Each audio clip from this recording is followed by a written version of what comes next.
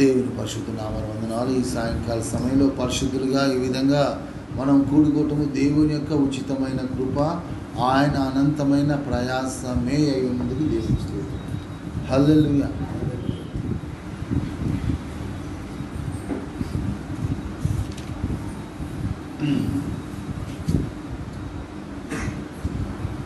దేవుని ఇచ్చిన మనకి చక్కటి ఒక జీవితాన్ని బట్టి, ముఖ్యంగా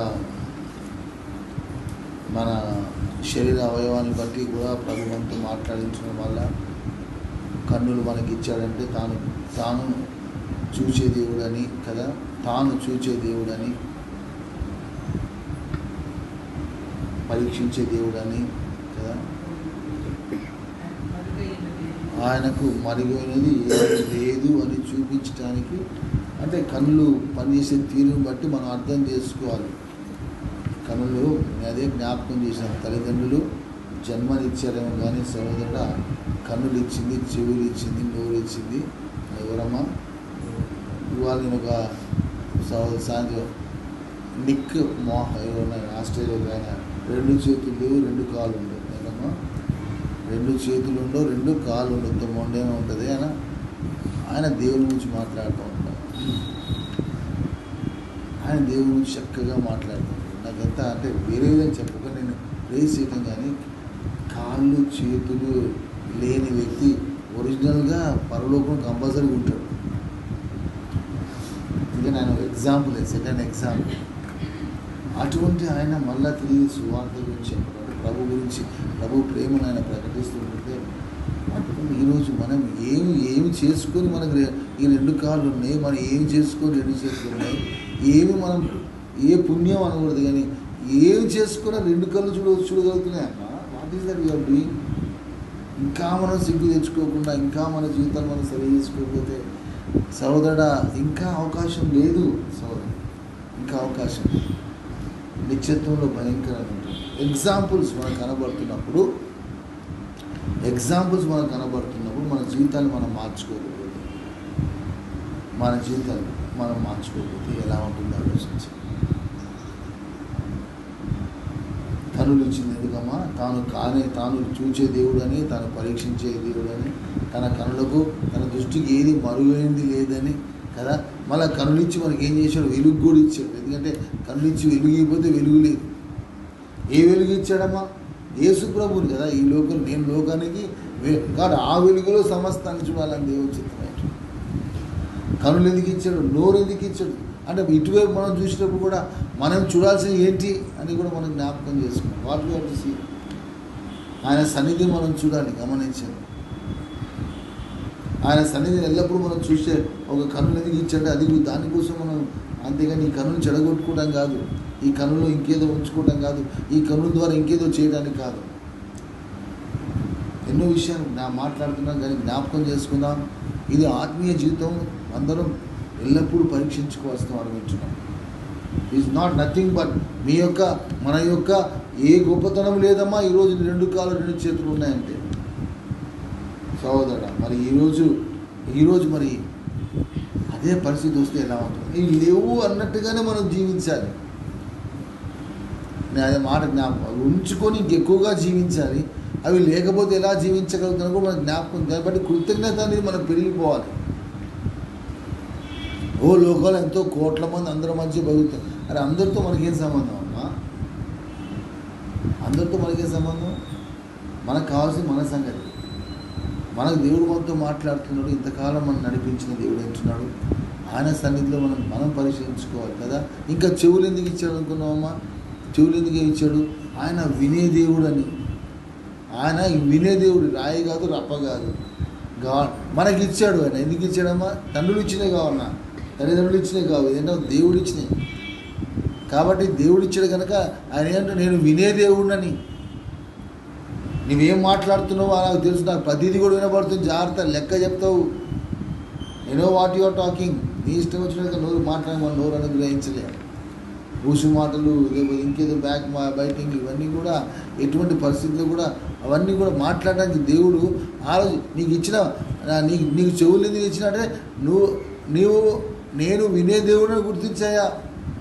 యెహోవాయందు భయభక్తులు గల ఇద్దరు మాట్లాడుకున్నప్పుడు దేవుడు చెవియొగ్గి ఆలకిస్తాడంట.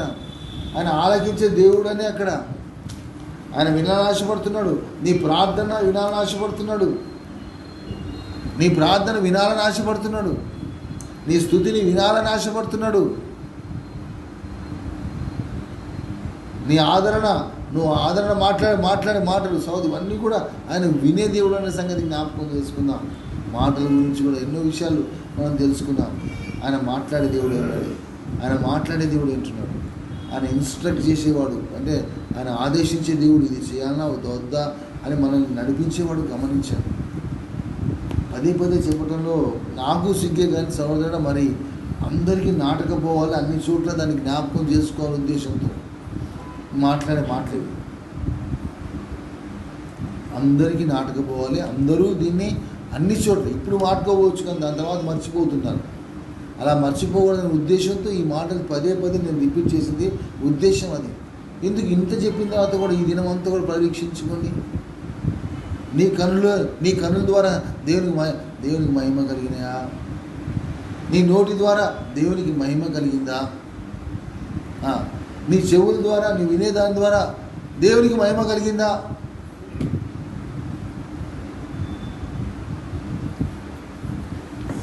లేదమ్మా, మనం చేయట్లేట్లా మోసపరుచుకుంటున్నాం. కాలం గడిచిపోద్ది. ఒక రోజు నాన్న సహోదరుడా తిరిగి రాదు. ఈ సమయం, ఈ దినం రాదు. ఎంత భయంకరంగా ఉంటుందో ఆలోచించి. అటువంటి ఒక భయంకర స్థితికి పోకముందే దేవుడు మనం హెచ్చరిస్తున్నాడు. చాలా వీ హ్యావ్ టు చేంజ్.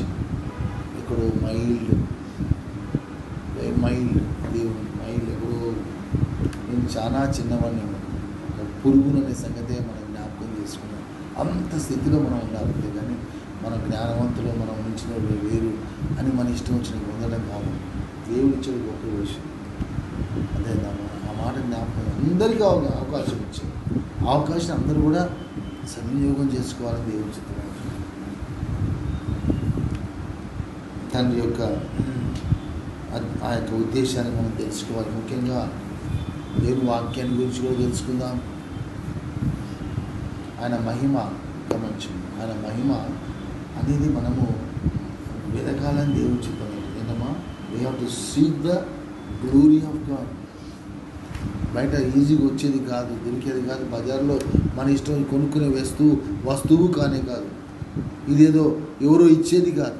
ఏంటమ్మా, that we have to seek the glory of God. దేవుని యొక్క మహిమను మనము వెతకాలని దేవుని చిత్తమై ఉంటున్నది సహోదరు. వెతుకుతే దొరుకుతున్నది.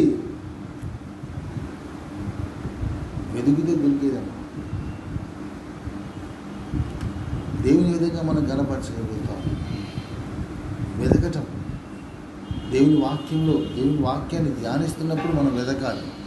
దేవుని మహిమను వెతకాలి. ఎక్కడ వెతకాలమ్మా? ధ్యానంలో ఆయన మహిమను వెతకాలి. ధ్యానించటం కాదు. ఇది నువ్వు ఎట్లా ధ్యానం, చదువు వచ్చిందా, చదువు రాదా, ఇది కాదమ్మా. గమనించండి, ధ్యానం అనేది ఆ విధంగా ధ్యానిస్తున్నప్పుడు దేవునికి మహిమను మనం వెతుకుతున్నామా లేదా అని ఇంపార్టెంట్. సర్చింగ్, అవునా? సర్చింగ్ దేంతో సర్చ్ చేస్తారమ్మా? కొన్ని భూతద్దా భూతద్దాలు కదా, సర్చింగ్ ఐటమ్స్ మనకు తెలుసు కదమ్మా. ఒక్కొక్క చోట ఒక్కొక్కలాగా వెతుకుతూ ఉంటారు. నీళ్ళలో వెతికే కొన్నిలా ఉంటే, ఆకాశ నక్షత్రాల్లో వెతికే కొన్ని టెలిస్కోప్ పెట్టి వెతకాలి. కొన్ని ఒక్కొక్క దాన్ని పెట్టి వెతికే ఉంటాయి. రకరకాలుగా వెతికే ఉంటాయి. గమనించండి, అవునా కదా? ఆకాశంలో నక్షత్రాలు వెతకాలంటే టెలిస్కోప్ పెట్టాలి. బ్లడ్లో ఉన్న సూక్ష్మజీవుల్ని వెతకాలంటే మైక్రోస్కోప్ పెట్టాలి. గమనించండి, మొత్తం బయటికి కనబడే కావు. రకరకాల ఇన్స్ట్రుమెంట్స్ ఉన్నాయి ఎదగడానికి. గమనించండి, ఈరోజు నీ జీవితంలో, నా జీవితంలో అదే మనం జ్ఞాపకం చేసుకుందాం. సహోదర, ప్రతి ఒక్కరికి ఇచ్చాడు దేవుడు దాన్ని. ఏది? మొట్టమొదటిగా దీనత్వాన్ని దయచేశాడు. దేని ద్వారా మనం ఎదగాలమా? You search with not your knowledge. మనం ఉన్న జ్ఞానంతో మనం ఎదగటం కాదమ్మా. మనం దేనితో ఎదగాలి? దీనత్వంతో ఎదగాలి. I search the scriptures. దేనితో ఎదుగుతున్నా? దీనత్వంతో ఎదుగుతున్నాను. దీనత్వాన్ని నేను ఒక టూల్గా, ఒక పనిముట్టుగా ఒక వెతికే పనిముట్టుగా గమనించాను. దాన్ని ఏం చేస్తున్నాను, దాంతో వెతుకుతున్నా నేను. దీనత్వం లేకుండా నువ్వు ఏం వెతకాలని ఆశపడుతున్నావు, ఏం తెలుసుకోవాలని ఆశపడుతున్నావు? మనం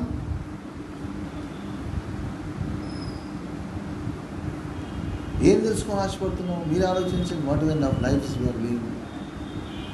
మనం అందరం ఒకటే కదా, ఏంటమ్మా, ఒకటే. మనము దీని మీద ఉండాలని దేవుని చిత్తం. వేరే మాటలు, వేరే స్వరాలు మనం వినడానికి వీల్లేదు. వేరే స్వరాలు, వేరే మాటలు వినడానికి వీల్లేదు. ఒకే స్వరం, కాపరి స్వరంగా మనం అప్పగించుకుంటాం. కాపరి స్వరాన్ని మనం అప్పగించుకుంటాం కదా. సో ఎందుకంటే ఏదైతే చెప్పారో దాన్ని మళ్ళీ ఏం చేయాలి మనము? We have to lead it. ఏంటమ్మా, నేనేం చెప్తున్నానో, నేను చూపించాలి. దాని తర్వాత అలానే మిమ్మల్ని కూడా మనందరం కూడా నడుచుకోవాలి. ఆమె కరెక్ట్. అందుకోసమే దేవుడు నన్ను అపాయింట్ చేసి ఉంది కదా, అంతే కదమ్మా. నన్ను ఉంచింది ఎందుకు వచ్చాడమ్మా? నేను చెప్పింది చెప్పండి అమ్మా. నేను చెప్పిందమ్మా, నేను ఇప్పుడు ఏం చెప్పింది, నన్ను ఎందుకు ఉంచాడు ఇక్కడ? ఇప్పుడు చెప్పింది చెప్పండి అమ్మా. నేను చెప్పిందంటే అమ్మా, ఐ హ్యావ్ టు లీడ్. నేను చెప్పింది వినాలని, అంతే కదా. చెప్పింది వినాలి, తర్వాత దాని ప్రకారం నేను మిమ్మల్ని నడిపించాలి. నేను చెప్పేసి వెళ్ళిపోతే మళ్ళీ నేను లీడ్ చేసినట్టు కాదు. Please try to understand what I'm saying. నేను చెప్పింది నేను చేయాలి. నేను చేసి మళ్ళీ మీరు చేసేటట్లుగా నేనేం చేయాలి? లీడ్ చేయాలి. దట్ ఈస్ ఒక లైఫ్. దానికోసం దేవుడు మనల్ని, దానివల్ల దేవునికి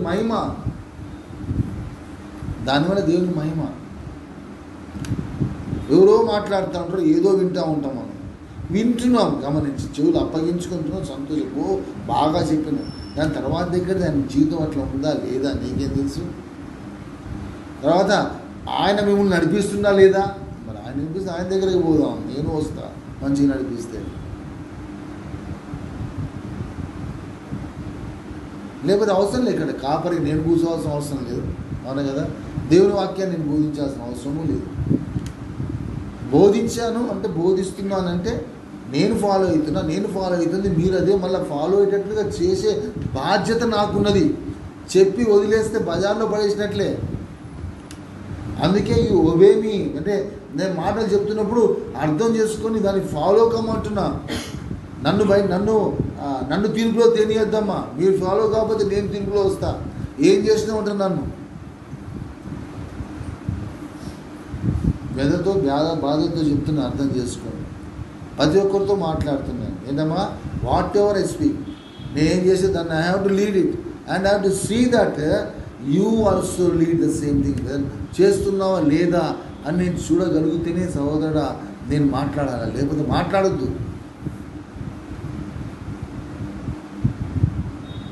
మాట్లాడే పరిస్థితిలో ఉంటే మనం లీడ్ చేయాలి, అంతే కదమ్మా.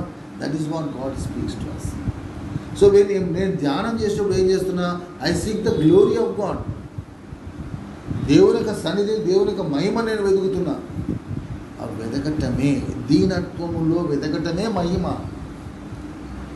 అక్కడే తెలిసిపోతుంది. ఒక క్రియ అనేది మహిమగా మారిపోతుంది, గమనించి. సో అందరూ చదువుతున్నాం, అందరూ ధ్యానం చేస్తున్నాం. మహిమనియకపోతే అర్థమైంది.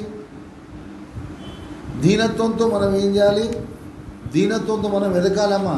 దీనత్వం లేకుండా వెతకవద్దు. మన జ్ఞానంతో వెతకొద్దు. ఓన్లీ దీనత్వం అనే దేవుని సన్నిధిలో హెచ్చరిస్తున్నామా. హెచ్చరించడమే సమర్పణ. నేను నా జీవితం ఎంతగా నేను సమర్పించుకున్నా. అన్నీ కలిపితే టూలు ఏదో ఒకటో కాదమ్మా. దీనత్వం ఒకటే ఉందని కుదరదు, సమర్పణ ఒకటే ఉండదు కాదు. దీనత్వం ఉండాలి, సమర్పణ ఉండాలి. ఎంతగా నేను సమర్పించుకున్నానో దట్ ఈస్ ఇంపార్టెంట్. అప్పుడప్పుడు సమర్పించుకుంటున్నా, సమయం ఉన్నప్పుడు సమర్పించుకుంటున్నా, జీవిత కాలం కొరకు